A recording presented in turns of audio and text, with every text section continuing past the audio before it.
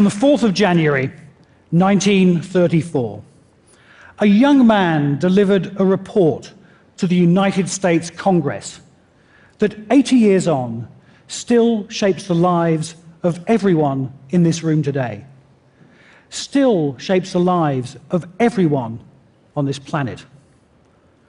That young man wasn't a politician, he wasn't a businessman, a civil rights activist, or a faith leader. He was that most unlikely of heroes, an economist. His name was Simon Kuznets, and the report that he delivered was called National Income 1929 to 1932. Now, you might think this is a rather dry and dull report, and you're absolutely right. It's dry as a bone. But this report is the foundation of how today we judge the success of countries, what we know best as gross domestic product, GDP. GDP has defined and shaped our lives for the last 80 years. And today I want to talk about a different way to measure the success of countries, a different way to define and shape our lives for the next 80 years. But first, we have to understand how GDP came to dominate our lives. Kuznets' report was delivered at a moment of crisis. The US economy was plummeting into the Great Depression, and policymakers were struggling to respond. Struggling because they didn't know what was going on. They didn't have data and statistics.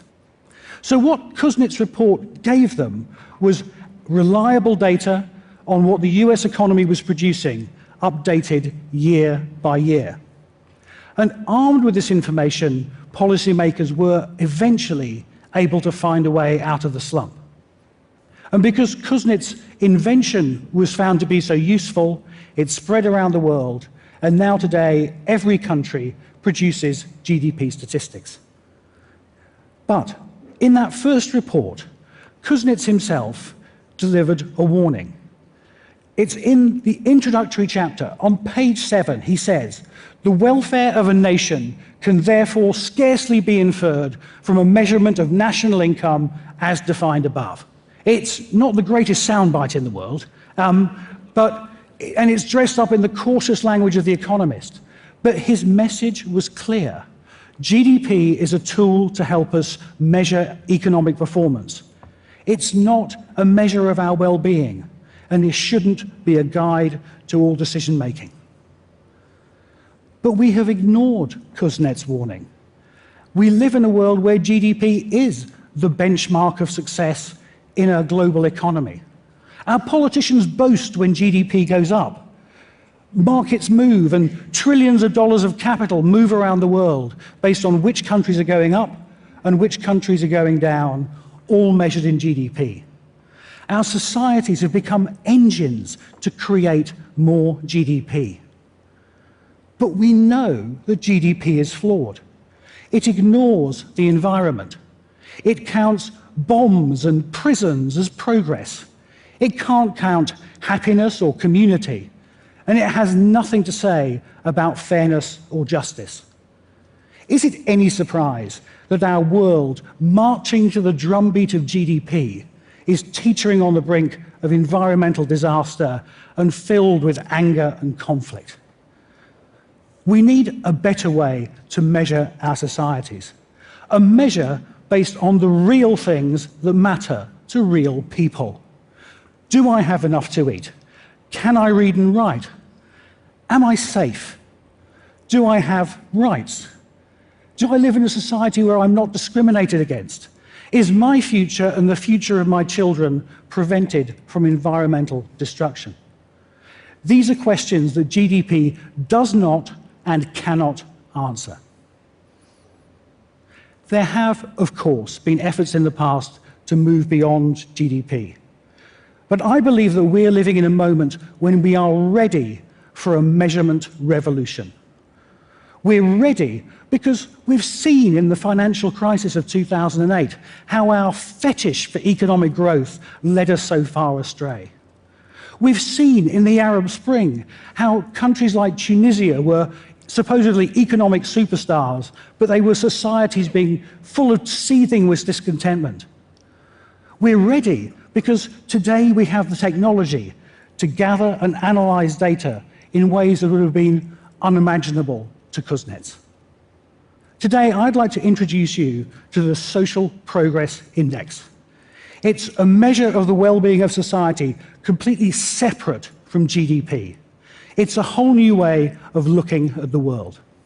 The Social Progress Index begins by defining what it means to be a good society, based around 3 dimensions. The first is, does everyone have the basic needs for survival? Food, water, shelter, safety. Secondly, does everyone have access to the building blocks to improve their lives? Education, information, health, and a sustainable environment. And then third, does every individual have access to a chance to pursue their goals and dreams and ambitions free from obstacles? Do they have rights, freedom of choice, freedom from discrimination, and access to the world's most advanced knowledge?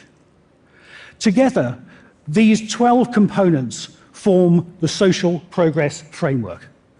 And for each of these 12 components, we have indicators to measure how countries are performing.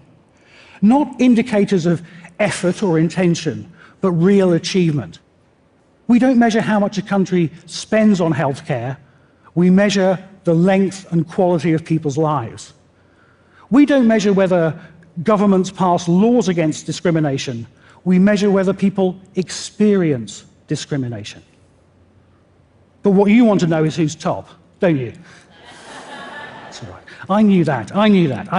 Okay, I'm going to show you. I'm going to show you on this chart. So here we are. So what I've done here is put on the vertical axis social progress. Higher is better. And then, just for comparison, just for fun, on the horizontal axis is GDP per capita. Yeah? Further to the right is more. Okay, so the country in the world with the highest social progress, the number 1 country on social progress is New Zealand. Well done. Never been, must go.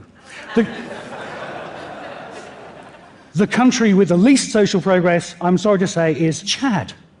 I've never been, maybe next year. Or maybe the year after. Now, I know what you're thinking. You're thinking, aha, but New Zealand has a higher GDP than Chad. It's a good point, well made. But let me show you 2 other countries. Here's the United States, considerably richer than New Zealand, but with a lower level of social progress. And then here's Senegal. It's got a higher level of social progress than Chad at the same level of GDP.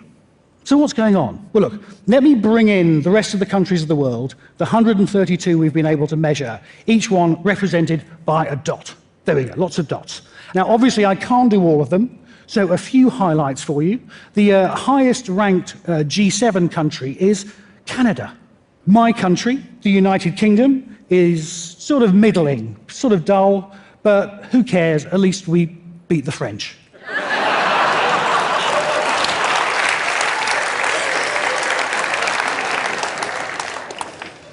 And then looking at the emerging economies, the BRICS, top of the BRICS, pleased to say, is Brazil.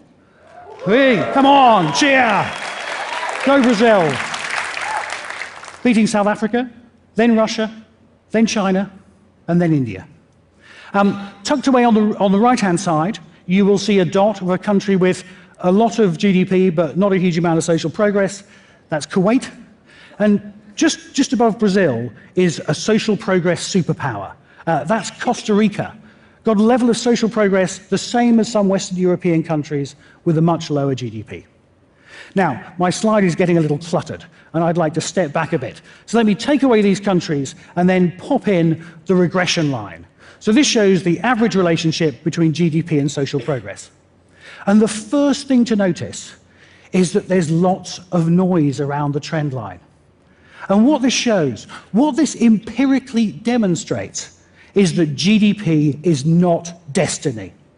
At every level of GDP per capita, there are opportunities for more social progress, risks of less. The second thing to notice is that for poor countries, the curve is really steep. So what this tells us is that if poor countries can get a little bit of extra GDP, and if they reinvest that in doctors, nurses, water supply, sanitation, etc., there's a lot of social progress bang for your GDP buck. And that's good news, and that's what we've seen over the last 20, 30 years, with a lot of people lifted out of poverty by economic growth and good policies in poorer countries. But go on a bit further up the curve, and then we see it flattening out. Each extra dollar of GDP is buying less and less social progress. And with more and more of the world's population living on this part of the curve, it means GDP is becoming less and less useful as a guide to our development. I'll show you an example of Brazil. Here's Brazil, social progress of about 70 out of 100, GDP per capita of about $14,000 a year. And look, Brazil's above the line. Brazil is doing a reasonably good job of turning GDP into social progress. But where does Brazil go next? Let's say that Brazil adopts a bold economic plan to double GDP in the next decade. But that is only half a plan. It's less than half a plan. Because where does Brazil want to go on social progress? Brazil, it's possible to increase your growth, increase your GDP, while stagnating or going backwards on social progress. We don't want Brazil to become like Russia. What you really want is for Brazil to get ever more efficient at creating social progress from its GDP, so it becomes more like New Zealand. And what that means is that Brazil needs to prioritize social progress in its development plan and see that it's not just growth alone, it's growth with social progress. And that's what the Social Progress Index does. It reframes the debate about development, not just about GDP alone, but inclusive, sustainable growth that brings real improvements in people's lives. And it's not just about countries. Earlier this year, with our friends from the Amazon non-profit here in Brazil, we launched the first subnational Social Progress Index.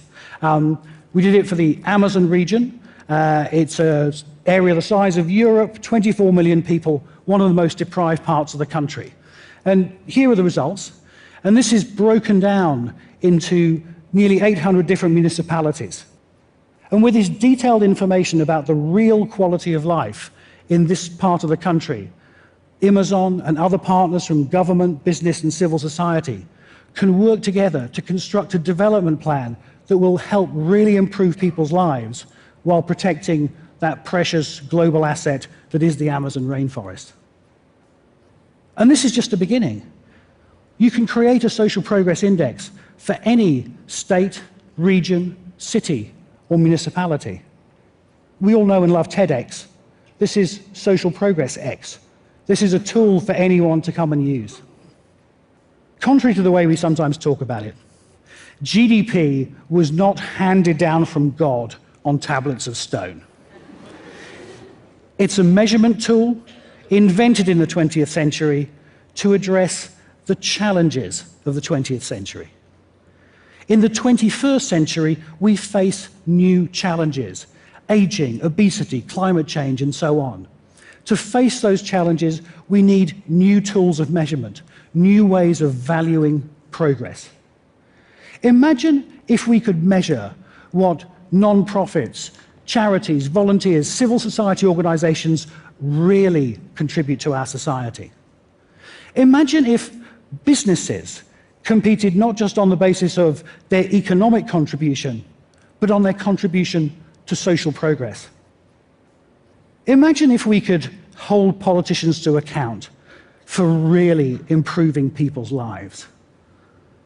Imagine if we could work together, government, business, civil society, me, you, and make this century the century of social progress. Thank you.